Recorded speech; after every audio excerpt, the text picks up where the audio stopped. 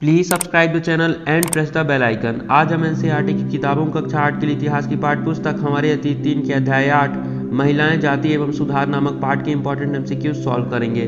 तो आइए शुरू करते हैं हमारे पहले एमसीक्यू से। तो देखिए हमारा पहला एमसीक्यू है, अंग्रेजों ने अपने शासनकाल में भारतीय समाज में विधवाओं और बच्चों के जीवन में सुधार लाने के लिए कुछ कानूनी प्रयास किए। निम्नलिखित में से ऐसे प्रयासों का सही कालक्रम कौन सा है? तो देखिए ऐसे प्रयासों का सही कालक्रम है आपका ऑप्शन ए। सबसे पहले सती प्रथा पर रोक लगाई गई। सती प्रथा पर रोक कब लगी? 1829 में। किसके प्रयासों के द्वारा? राजा राम मोहन राय के प्रयासों के फलस्वरूप 1829 में सती प्रथा पर रोक लगाई गई। फिर विधवा विवाह के पक्ष में कानून बनाया गया। इसके लिए किसका हाथ था? तो ईश्वर चंद्र विद्यासागर का हाथ था। उन्होंने भरपूर प्रयास किए जिसकी वजह से विधवा विवाह के पक्ष में कानून बनाया गया। यह कानून कब बना? 1856 में। याद रखिएगा, विधवा विवाह के पक्ष में कानून कब बना? 1856 में। किसके प्रयासों के फलस्वरूप? ईश्वर चंद्र विद्यासागर के फलस्वरूप। ये हो गया। सती प्रथा पर रोक लगाई गई 1829 में। विधवा विवाह के पक्ष में कानून बना 1856 में। बाल विवाह निषेध अधिनियम कब आया? तो बाल विवाह निषेध अधिनियम आया आपका 1929 में। याद रखिएगा, सती प्रथा पर रोक लगाने के 100 सालों बाद सती प्रथा पर रोक लगी थी 1829 में। और बाल विवाह निषेध अधिनियम कब आया? 1929 में। बाल विवाह निषेध अधिनियम के अंतर्गत लड़के की उम्र 18 साल होनी चाहिए और लड़की की उम्र 16 साल की हो जानी चाहिए। उसके बाद ही उनकी शादी की जा सकती है। उससे पहले किया जाना कानूनन अपराध होगा। कौन सा ऑप्शन सही होगा? ऑप्शन ए सही होगा। आइए अब हम आगे बढ़ते हैं हमारे अगले एमसीक्यू पर। तो देखिए हमारा एमसीक्यू नंबर दूसरा है, आर्य समाज की स्थापना निम्नलिखित में से किसने की थी? तो आपको सबको पता है कि आर्य समाज की स्थापना स्वामी दयानंद सरस्वती ने की थी। कब की थी?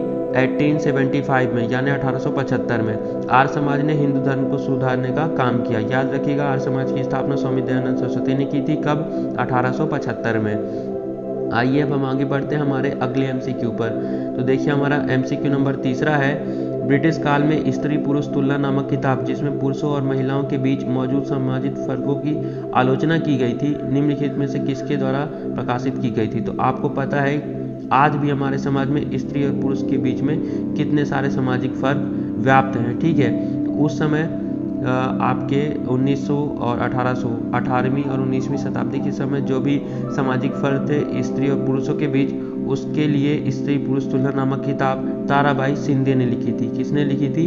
ताराबाई शिंदे ने। ताराबाई शिंदे ने पढ़ना लिखना कैसे सीखा था? वे अपने घर में पूना में ही घर पे रहकर पढ़ना लिखना सीखी था उन्होंने, चोरी छिपे।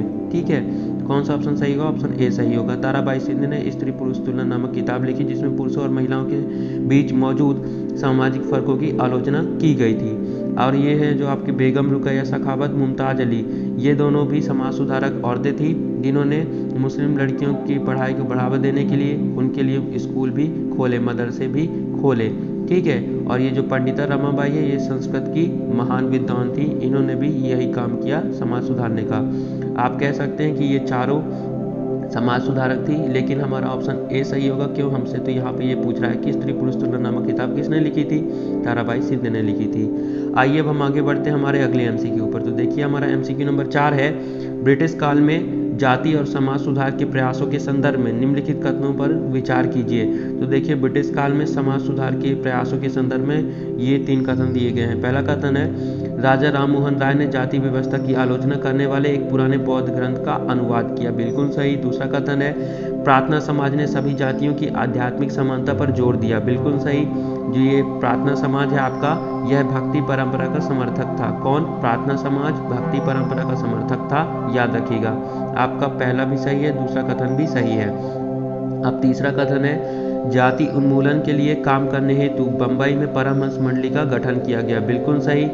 जाति उन्मूलन के लिए काम करने के लिए बंबई में परमहंस मंडली का गठन कब किया गया? तो याद रखिएगा 1814 में। ठीक है, कब? 1840 में, 1840 में। याद रखिएगा कब जाति उन्मूलन के लिए बंबई में परमहंस मंडली का गठन 1840 में किया गया।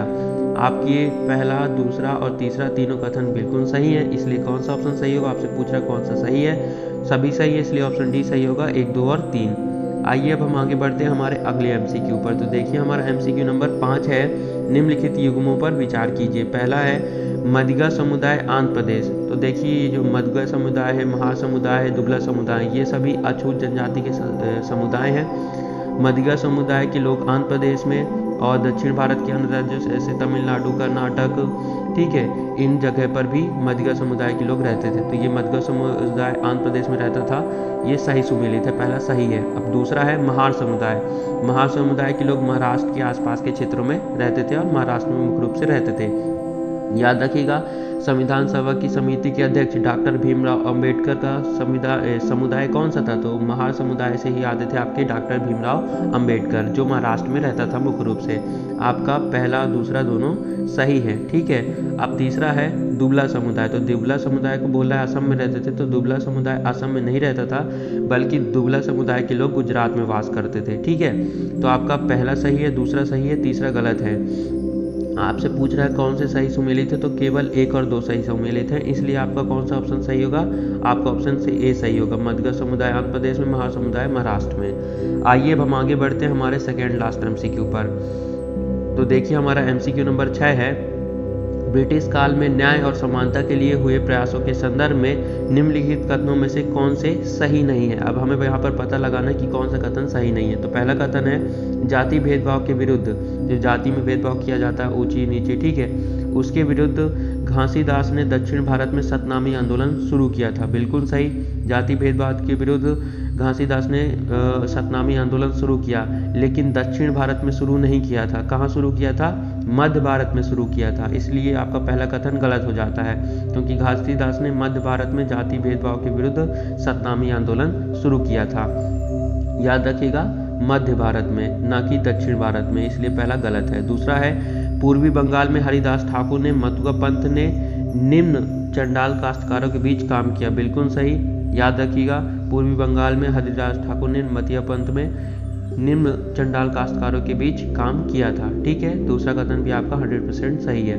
पहला गलत, दूसरा सही। तीसरा कथन है सत्यशोधक समाज नामक संगठन ने जाति समानता के समर्थन में मुहिम चलाई। बिल्कुल सही, तीसरा कथन भी आपका सही है। सत्यशोधक समाज संगठन की स्थापना की किसने थी? तो ज्योतिराव फूले ने। सत्यशोधक समाज संगठन की स्थापना ज्योतिराव फूले ने की थी, याद रखिएगा। पहला गलत है, दूसरा सही और तीसरा भी सही है।